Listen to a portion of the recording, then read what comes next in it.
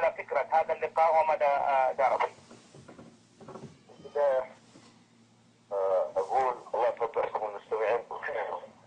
بالنسبة للقاء يا سيدي هو عبارة عن ورشة عمل للعاملين في هذه اللجان تطوير مستوى أدائها بشكل أفضل.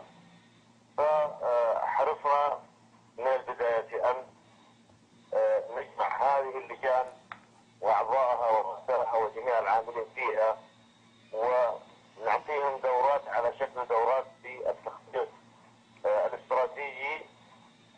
فكانت ورشة ناجحة ولله الحمد، لقت حضورا كبيرا وإقبالا كبيرا، واستفدنا حتى نحن العاملين في المركز من هذه الورشة. دشنتم ايضا البوابه الالكترونيه من ضمن هذه الفعاليات، حبذا ايضا لو اطلعتنا والمستمعين الكرام على الهدف من هذه البوابه وماذا تحوي ضمن يعني محتوياتها.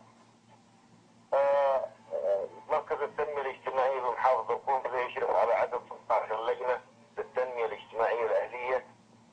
هذه اللجان كما تعلم يا أستاذ عبد الله توزع على قرى ومراكز وحجر المحافظة.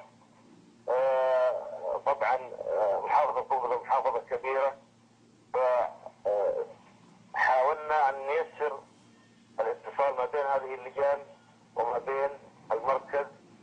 فكانت هذه فكرة هذه الشبكة التي إن شاء الله التي تم تدشينها وإن شاء الله ستعمل من الآن فصاعد، وتكون هناك سهولة تلقي المعلومة وإرسال المعلومة وتبادل الخبرات من خلال هذا الشبكة. جميل. كنت أود أن أسألك عن عدد اللجان، لكن أنت تفضلت وقلت عدد اللجان 16. الآن وأنا يعني داخل إلى المركز، على البوابة لوحة جميلة بها أهداف المركز. من ضمن هذه الأهداف هدف كان مضمونه تشكيل اللجان الأهلية التي تعمل مع المركز على تنمية وتطوير المجتمع والنهوض به. لو طبقنا هذه أو هذا الهدف وهذا المضمون من ضمن هذا الهدف على واقع لجان التنمية الاجتماعية الأهلية هنا، هل ترى إلى أي مدى تحقق هذا الهدف وما هو واقع لجان التنمية الاجتماعية لديكم؟ والله واقع لجان التنمية واقع جيد، عملهم ملموس، جهودهم على مستوى المحافظة في كافة المناسبات وفي كافة الفعاليات. اللجان أطال الله في عمرك والمستمعين لا شك لها دور بارز، وأي مجتمع متفاعل ومتكاتف لا شك أن وجود اللجنة التنمية الاجتماعية مهم جدا لإيصال رسالة المجتمع للجهة الرسمية، وكذلك تلقي هذه الرسالة والتوجيهات والدعم المعنوي والمادي. في خلال هذه عملية التبادل يكون هناك خدمة المجتمع.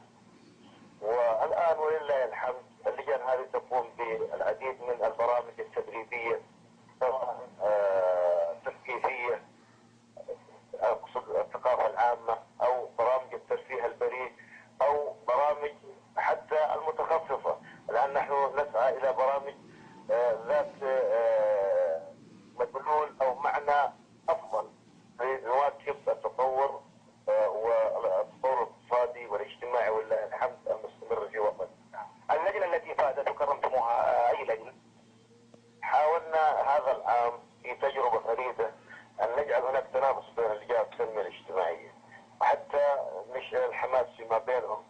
فكانت لجنة التنمية الاجتماعية العرضية الشمالية هي اللجنة المتميزة، وحظيت بالعديد من الأصوات والتشجيع. والحقيقة هذه اللجنة تقدم برامج حادثة، وهي تركز على النوع وليس على الكم، وهذا اللي تتميز.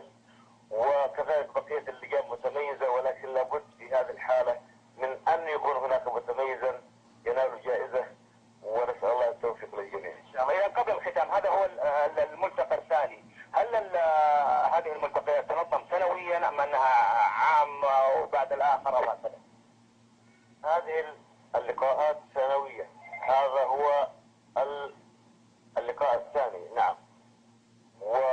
والحقيقة التي تعمل من الوزارة هذه الفكرة دعما ماليا ومعنويا من قبل الوزارة، فسوف يقرر في مثل هذا العام عام وكل عام بإذن الله تعالى لتبادل الخبرات كما أسلف، ولطرح الأفكار، ولمعالجة إذا هناك صعوبات تعترض هذه اللجان وهكذا.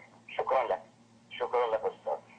الأستاذ هادي بن محمد المسعري مدير مركز التنمية الاجتماعية بمحافظة القنفذة كان ضيفا معنا وتحدث عن اللقاء السنوي للجان التنمية الاجتماعية الأهلية بمحافظة القنفذة وبعض الجوانب الأخرى